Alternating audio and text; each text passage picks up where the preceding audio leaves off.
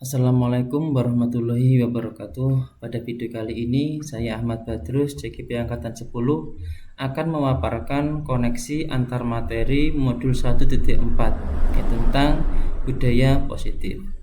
Tujuan pembelajaran khusus yang pertama, CGP memahami keterkaitan konsep budaya positif dengan materi pada modul 1.1, 1.2, dan 1.3. Tujuan yang kedua yaitu CGP dapat menyusun langkah dan strategi yang lebih efektif, konkret, dan realistis untuk mewujudkan budaya positif di sekolah. Untuk menjelaskan tujuan pembelajaran yang pertama, saya akan menggunakan panduan pada LMS ini.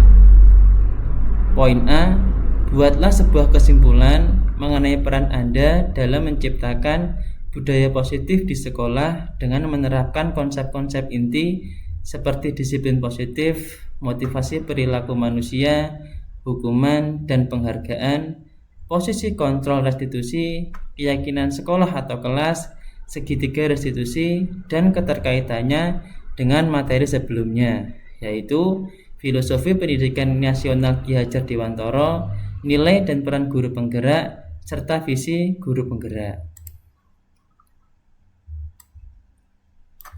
Adapun keterkaitan antara materi budaya positif dengan 3 materi sebelumnya, yaitu yang pertama, kaitan antara budaya positif dan filosofi Ki Hajar Dewantara.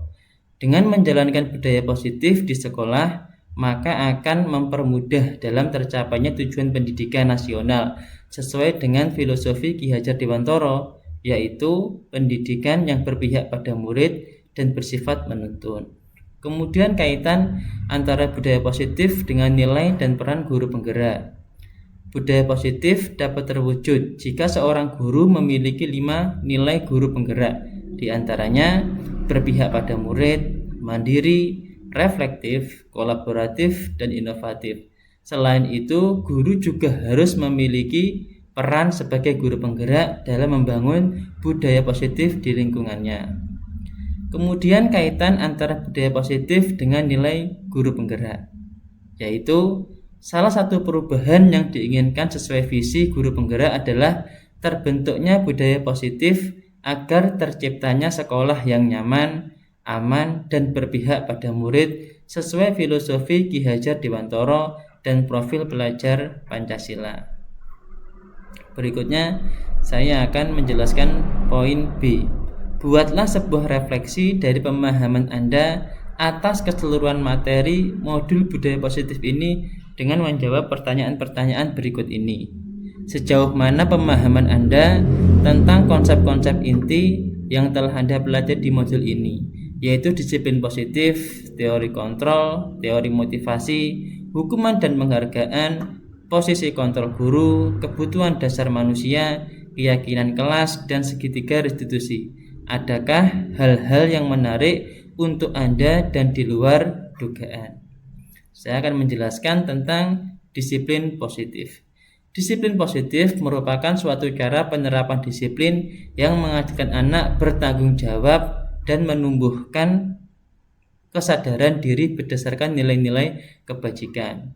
Kemudian, disiplin positif lebih ke arah disiplin diri yang dapat mengontrol diri dalam melakukan segala tindakan. Berikutnya, disiplin diri ini dapat membuat murid memahami dan menyadari berdasarkan motivasi internal, bukan akibat paksaan, pujian, ataupun hukuman. Kemudian tentang 3 motivasi perilaku manusia. Yang pertama, motivasi untuk menghindari ketidaknyamanan atau hukuman. Kemudian yang kedua, motivasi untuk mendapatkan imbalan atau penghargaan dari orang lain. Motivasi berikutnya yaitu untuk menjadikan orang yang mereka inginkan dan menghargai diri sendiri dengan nilai-nilai yang mereka percaya. Kemudian tentang 5 posisi kontrol. Yang pertama yaitu guru sebagai penghukum. Yang kedua, guru sebagai pembuat merasa bersalah. Yang ketiga, guru sebagai teman. Yang keempat, guru sebagai pemantau. Dan yang kelima, guru sebagai manajer. Di antara kelima posisi kontrol tersebut, sebaiknya seorang guru menggunakan posisi kontrol sebagai manajer. Sebagai manajer, guru dapat berbuat sesuatu bersama murid, mempersilahkan murid bertanggung jawab, dan mendukung murid agar dapat menemukan solusi. Selain itu juga, posisi manajer mengacu pada restitusi yang dapat menjadikan murid sebagai manajer bagi dirinya sendiri, sehingga dapat tercipta identitas positif pada diri murid. Berikutnya tentang keyakinan sekolah atau kelas, yaitu guru berperan dalam mewujudkan terbentuknya keyakinan sekolah atau kelas dengan adanya kesepakatan antara guru dan murid. Kemudian, keyakinan sekolah atau kelas ini berupa pernyataan-pernyataan universal yang mudah diingat dan dipahami dan harus diterapkan di lingkungan sekolah. Berikutnya yaitu tentang tahapan dalam segitiga restitusi, yaitu yang pertama menstabilkan identitas, yang kedua validasi tindakan yang salah, dan yang ketiga menanyakan keyakinan. Adapun penjelasannya, menstabilkan identitas dilakukan berdasarkan prinsip bahwa membuat kesalahan adalah bagian dari proses pembelajaran yang nantinya akan menggeser identitas gagal ke arah identitas sukses. Validasi tindakan yang salah, yaitu dilakukan berdasarkan prinsip bahwa setiap perilaku berupaya memenuhi suatu kebutuhan tertentu, sehingga guru atau orang tua akan bergeser dari pemikiran stimulus respon menjadi proaktif, serta akan lebih mengenali dan mengakui kebutuhan murid atau anak. Kemudian yang ketiga, menanyakan keyakinan, yaitu dilakukan dengan memberi pertanyaan-pertanyaan bermakna kepada murid atau anak untuk memunculkan motivasi secara intrinsik, sehingga mampu mengaitkan keyakinannya dengan tindakan yang salah. Pertanyaan berikutnya yaitu,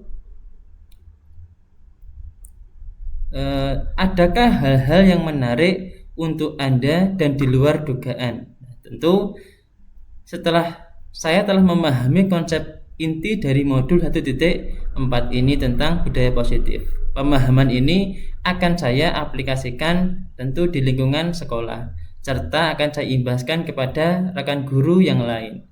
Adapun hal yang menarik bagi saya dan di luar dugaan adalah adanya keterkaitan langsung antara budaya positif dengan peningkatan kesejahteraan mental, emosional, dan perubahan sikap murid. Pertanyaan berikutnya, perubahan apa yang terjadi pada cara berpikir Anda dalam menciptakan budaya positif di kelas maupun sekolah Anda setelah mempelajari modul ini? Adapun perubahan yang terjadi adalah saya menyadari bahwa posisi kontrol yang biasa saya lakukan dalam menangani masalah murid selama ini kurang tepat. Seharusnya saya berperan sebagai manajer yang menangani masalah menggunakan segitiga restitusi. Kemudian, pengalaman seperti apakah yang pernah Anda alami terkait penerapan konsep-konsep inti dalam modul budaya positif baik di lingkungan kelas maupun sekolah Anda? Saya menangani siswa yang kadang mereka lupa membawa perlengkapan sekolah, mungkin buku pelajaran atau alat tulis, dengan menggunakan langkah-langkah dalam segitiga restitusi, yaitu menstabilkan identitas, validasi tindakan yang salah, dan menanyakan keyakinan. Kemudian, bagaimana perasaan Anda ketika mengalami hal-hal tersebut? Saya merasa senang karena dapat menerapkan segitiga restitusi dalam menangani sebuah persoalan dan menjadikan murid mampu belajar dari kesalahan yang telah diperbuat. Kemudian, menurut Anda terkait pengalaman dalam penerapan konsep-konsep tersebut, hal apa sajakah yang sudah baik? Adakah yang perlu diperbaiki? Hal yang sudah baik menurut saya adalah munculnya motivasi internal pada diri murid untuk melaksanakan budaya positif setelah mendapatkan pendampingan menggunakan segitiga restitusi. Dan yang harus diperbaiki adalah saya harus selalu memposisikan diri saya sebagai manajer dalam menangani persoalan. Pertanyaan berikutnya, sebelum mempelajari modul ini, ketika berinteraksi dengan murid, Berdasarkan 5 posisi kontrol, posisi manakah yang paling sering Anda pakai dan bagaimana perasaan Anda saat itu? Setelah mempelajari modul ini, posisi apa yang Anda pakai dan bagaimana perasaan Anda sekarang? Apa perbedaannya? Sebelumnya, posisi kontrol saya sebagai penghukum dan pemantau. Pada saat itu, saya selalu merasa bersalah karena harus memberikan hukuman jika anak berbuat kesalahan. Namun setelah mempelajari modul budaya positif, saya mulai menerapkan posisi manajer dalam menyelesaikan masalah. Perasaan saya tentu menjadi sangat senang dan saya mulai menyadari pentingnya komunikasi yang efektif untuk menumbuhkan rasa tanggung jawab pada diri murid. Pertanyaan berikutnya, sebelum mempelajari modul ini, pernahkah Anda menerapkan segitiga restitusi ketika menghadapi permasalahan murid Anda? Jika iya, tahap mana yang Anda praktekkan dan bagaimana Anda mempraktekannya? Ya, saya pernah melakukannya, namun hanya menggunakan satu tahapan saja, yaitu menstabilkan identitas dengan memberikan pernyataan setiap orang pasti pernah berbuat kesalahan atau tidak ada manusia yang sempurna. Pertanyaan berikutnya, selain konsep-konsep yang disampaikan dalam modul ini, adakah hal-hal lain yang menurut Anda penting untuk dipelajari dalam proses menciptakan budaya positif baik di lingkungan kelas maupun sekolah? Hal lain yang penting dipelajari dalam proses menciptakan budaya positif adalah yaitu melakukan kolaborasi antara sekolah dan orang tua murid agar budaya positif ini jangan hanya dilakukan di kelas atau sekolah saja, melainkan juga harus dilakukan di rumah agar menjadi suatu kebiasaan atau karakter yang melekat pada diri anak saat berada di lingkungan manapun.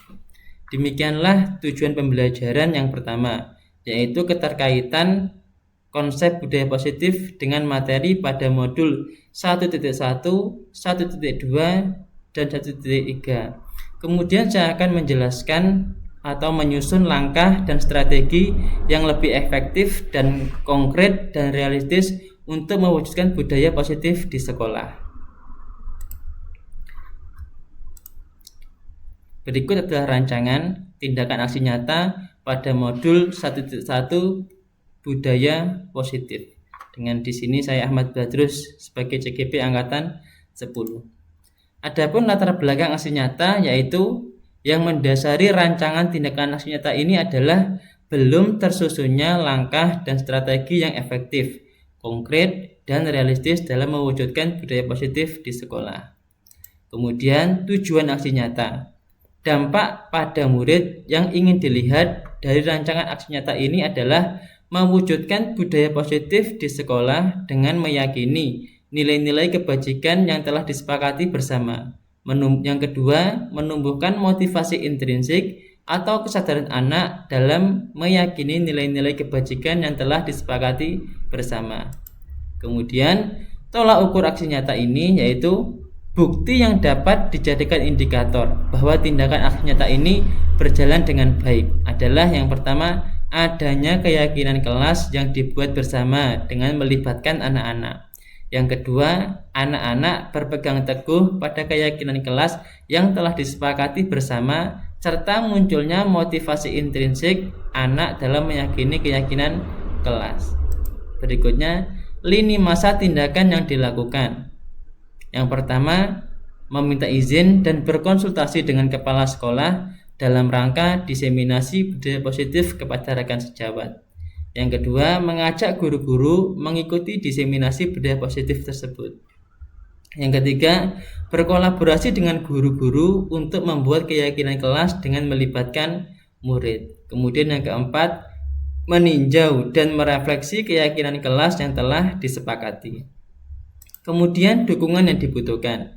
Yang pertama tentu dukungan kepala sekolah dalam memonitoring budaya positif di sekolah. Yang kedua, kolaborasi antar guru agar budaya positif benar-benar tertanam pada anak.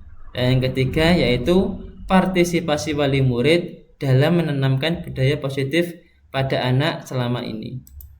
Demikianlah pemaparan saya tentang koneksi antar materi dengan dua tujuan pembelajaran khusus, yaitu keterkaitan konsep budaya positif dengan materi pada modul sebelumnya, kemudian juga menyusuh langkah dan strategi tentang aksi nyata mewujudkan budaya positif di sekolah. Akhir kata dari saya, Ahmad Badrus, CGP Angkatan 10. Assalamualaikum warahmatullahi wabarakatuh.